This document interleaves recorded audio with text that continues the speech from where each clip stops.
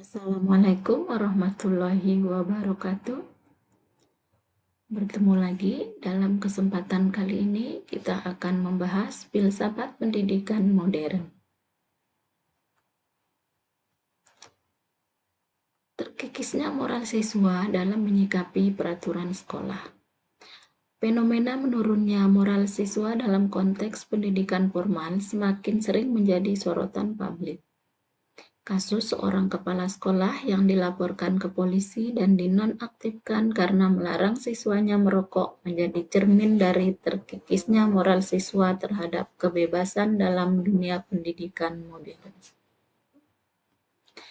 Pendidikan semestinya menjadi ruang untuk membentuk manusia berkarakter, kedisiplinan dan bertanggung jawab, bukan sekedar tempat menampung aspirasi kebebasan tanpa batas. Tokoh-tokoh filsafat modern. Yang pertama, Immanuel Kant. Tujuan pendidikannya adalah menuntun manusia keluar dari ketidakdewasaan menuju otonomi moral dan kemampuan bertindak berdasarkan prinsip yang dapat dipertanggungjawabkan secara universal. Yang kedua, John Dewey menegaskan bahwa pendidikan harus mempersiapkan individu untuk hidup secara demokratis dan produktif di masyarakat. Yang ketiga, Paulo Freire, pendidikan harus membebaskan manusia dari penindasan dan membangun kesadaran kritis. Dan yang keempat, Jean-Paul Sartre menyatakan bahwa manusia dikutuk untuk bebas. Man is condemned to be free. Kebebasan adalah hakikat eksistensi manusia, namun kebebasan sejati selalu disertai tanggung jawab moral atas konsekuensinya. Krisis nilai dan relativisme moral di era modern.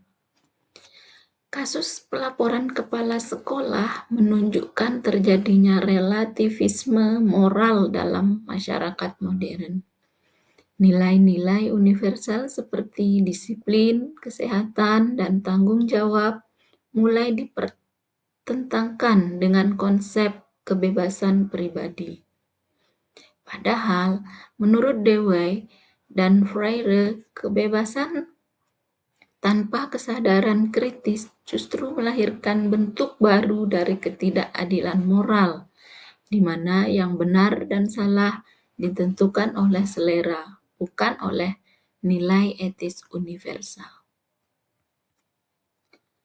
Filsafat pendidikan modern menuntut agar pendidik menegakkan nilai moral dengan cara humanis dan komunikatif. Kepala sekolah memiliki kebijakan etis untuk melakukan beberapa langkah. Yang pertama, menegakkan disiplin sebagai bentuk cinta kasih yang dikemukakan oleh Kant. Yang kedua, mengembangkan kesadaran kritis siswa agar memahami alasan moral di balik larangan merokok, dikemukakan oleh Paulo Freire.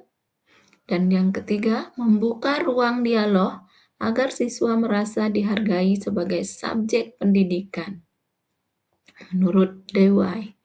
Dan yang keempat, menumbuhkan tanggung jawab pribadi terhadap kebebasan yang dimiliki, menurut Sartre.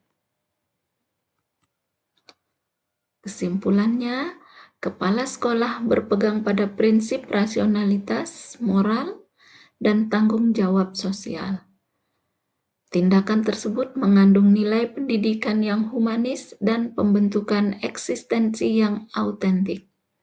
Namun, agar efektif, disiplin harus disertai pendekatan partisipatif dan dialog, sehingga otoritas moral tidak kehilangan legitimasi di mata peserta didik.